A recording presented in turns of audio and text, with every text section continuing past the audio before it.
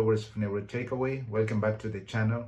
Today we're going to talk about a very interesting conference that was given during the latest American Academy of Neurology meeting that was held virtually in April this year. As usual, I would like to thank the pharmaceutical industry, Symptom Bago, for the support to attend these type of events. And this conference was given by Professor Stephen Galletta during a plenary session of the meeting. It was about vision. Professor Galletta is a neuroophthalmologist at the University of New York, and he talked about several issues, but we are going to focus on MS. And this is the first remarkable slide about the sensitivity of different tests regarding the evaluation of vision in MS patients. As you can see, the low contrast acuity is much more sensitive than other tests as high contrast acuity or color vision.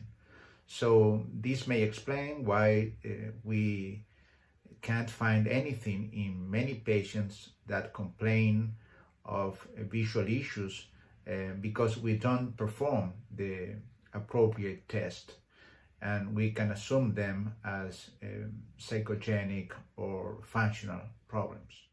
Here you can see another important concept highlighted by Professor Galletta as the usefulness of OCT, optic coherence tomography, for evaluating patients with MS.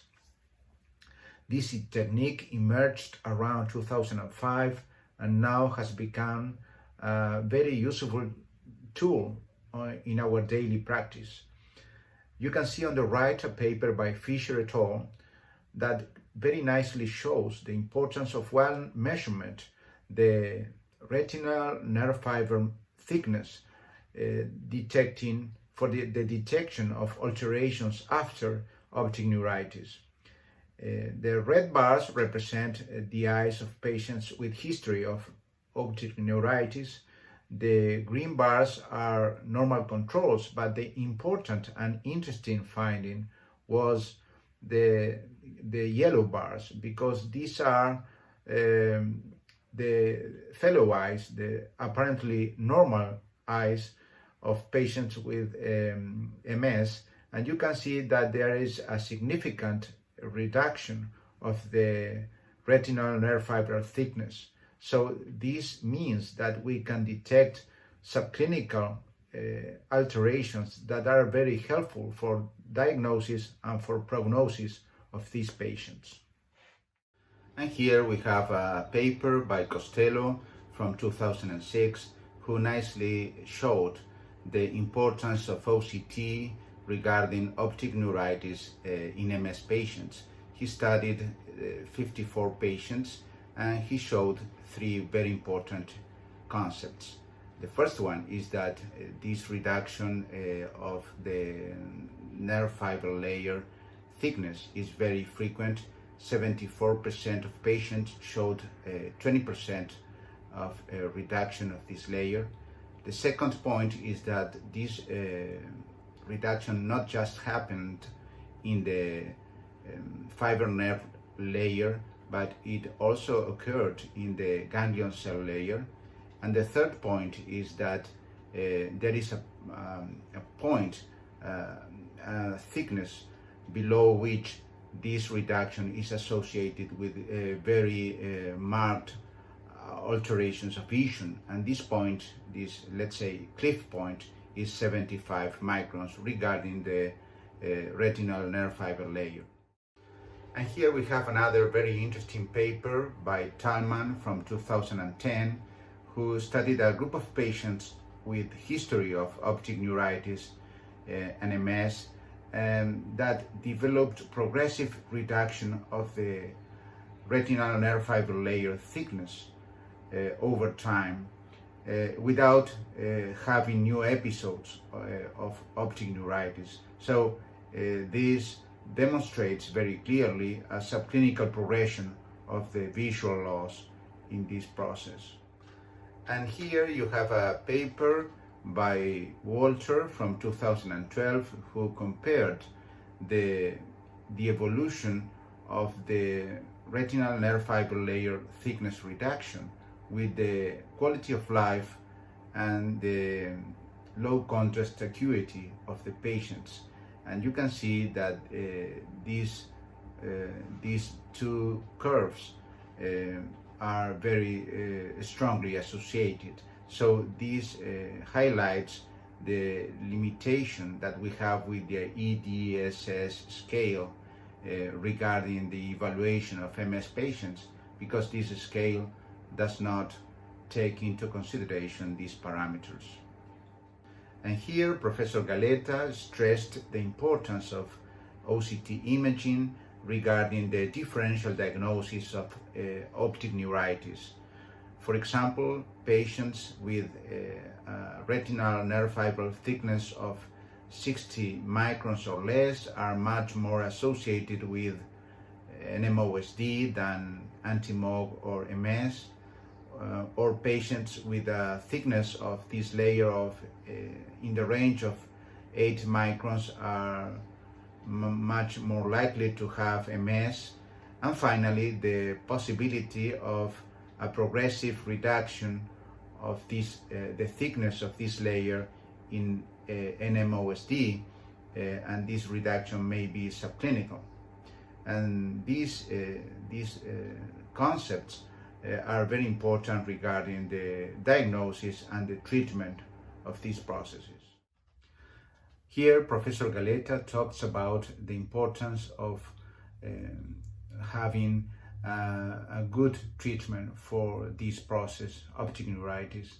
Today, we use steroids, intravenous methylprednisolone, in order to shorten this process, but there is no change in the final result.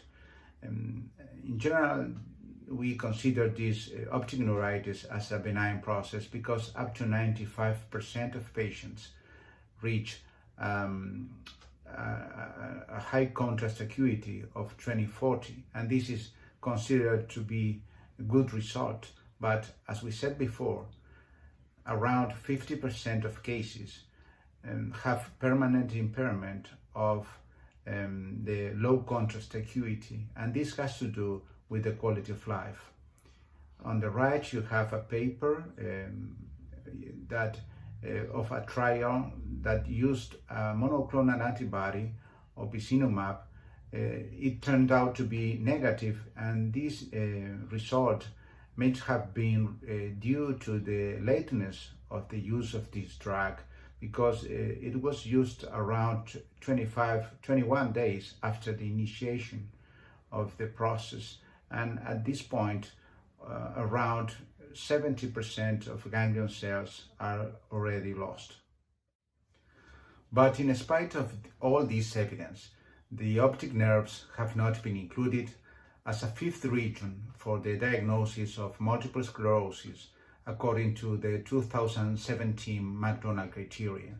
As you know, there are 4 regions: the cortical, juxtacortical area, periventricular lesions, brainstem and cerebellum, and finally the spinal cord. The optic nerve had been proposed by the Magnim's group, but they didn't reach an agreement about this point. There are some facts that we have to bear in mind. The diagnosis of optic neuritis can be made clinically by visual evoked potentials, by OCT or MRI. Second, MS itself can present by optic neuritis as a clinically isolated syndrome, and there is some evidence that the early treatment of MS with optic neuritis has a very good result, not just on the visual outcome, but also on the general neurological examination. And finally, there is a need for prospective trials and studies about the utility of MRI, new techniques of MRI and OCT for the diagnosis of optic neuritis. And in this sense, we have a study by Nolan et al. From 2019 2 years after the latest publication of the McDonald criteria, in which they showed very nicely some cutoff points for the diagnosis of optic neuritis using OCT, and with a comparison of both eyes. And they stated that a cutoff point of 4 microns for the ganglion cell layer and 5 microns for the at the level of the retinal nerve fiber layer. And they also established that the combination of the ganglion cell layer plus the inner plexiform layer is more reliable than the retinal nerve fiber layer alone. And finally, they could demonstrate that the high sensitivity of OCT regarding the diagnosis of subclinical optic neuritis. Up to 18% of patients had 5 or more microns difference between both eyes without having history of optic neuritis. Well, and continuing with the usual bias of this channel to imaging, I would like to show you a new sequence on MR for the detection of optic neuritis, DIR, double inversion recovery. You may remember this sequence for the detection of cortical lesions in MS patients, but now there is more and more evidence of its usefulness for the detection of optic neuritis. It can detect small lesions, bilateral lesions, that may be missed with the use of inter-eye difference on OCT. Maybe in the future, both OCT and MRI may be complementary, and I hope they are included in the future McDonald criteria. And I would like to finish with a neuropathological concept. Up to 95% of patients with MS have optic nerve lesions. Most of them are asymptomatic.